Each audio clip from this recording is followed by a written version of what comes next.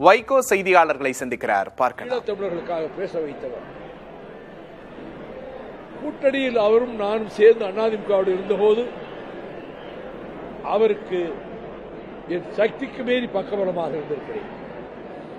That chapter is over. கூட்டணியில இருந்துகிட்டே அப்பயே நீங்க திமுக அரசு இதெல்லாம் தவறு செய்துன்னு ஏன் சொல்லல? இத பத்திரிகையாளர் சந்திப்பில் ஒன்று ரெண்டு பேர் திரும்ப திரும்ப கேட்கிறாங்க.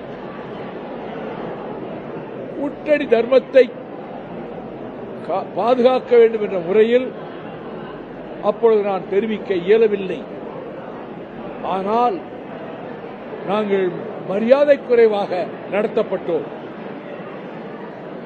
அதுவரை நெருங்காத ஒரு கட்சிக்கு 10 எம்எல்ஏ சீட், ஒரு ராஜ்யசபா,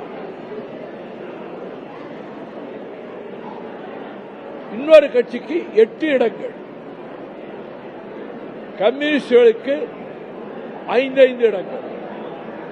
தமிழ்நாட்டில் திமுக அதிமுகவுக்கு அடுத்து எல்லா ஊர்லையும் கட்சி தொண்டர்கள் இருக்கிற கட்சி மறுமலர்ச்சி திராவிட முன்னேற்ற கழகம். இதுவரைக்கும் 10 தடவை டெல்லியில போய் போராட்டம் நடத்தியிருக்கேன். 1000 பேர் மேல வந்திருக்காங்க கை செலவு போட்டுக்கிட்டு. எந்த கட்சி நடத்திச்சு? ஈழத்தமிழர்களுக்காக நான் உண்ணாவிரதம் டெல்லியில் இருந்திருக்கிறோம். சேசனை எடுத்து ஒரு பெரிய ஆர்ப்பாட்டம் நடத்தி இருக்கிறோம். கொலகாரப்பைய ராஜபக்சே சாஞ்சிக்கு வாரான்னு சொல்லி 1000 பேரோடு 4 மாகாணம் கடந்து 3 நாட்கள் மரத்து கிளைகளுக்கு அடியிலே கடந்து அவன் வருகிற என்று கொண்டாவிகளை கொடுத்து கைதாகி வந்திருக்கிறோம். இந்த துணிச்சலும் 4 ஸ்டேட்டை கடந்து போய் போராடலாங்கிற எண்ணமும் மறுமலர்ச்சி திராவிட முன்னேற்ற கழகத்தை தவிர எந்த கட்சிக்கும் ஏற்பட்டதில்லை. வருத்தப்படக்கூடாது. அப்படி ஏதாவது போராட்டம் நடத்தியிருக்கீங்களா? மற்ற கட்சிகள் நாங்கள் நடத்தியிருக்கிறோம். என் தோழர்கள் நடத்தியிருக்கிறாங்க. தன்னலம் அறியாத தொண்டர்கள் 32 ஆண்டுகளாக இந்த கட்சியை கட்டி காத்து இதை யாராலும் அசைக்க முடியாத சக்தியாக என் சகாக்கள், என் தோழர்கள், கழகத்தின் கண்மணிகள், என்னோடு ஒரு தாய் வயிற்றிலே பிறக்காத என்னுடைய அண்ணன் தம்பிகள், நாங்கள் தமிழகம் பூராவிலும்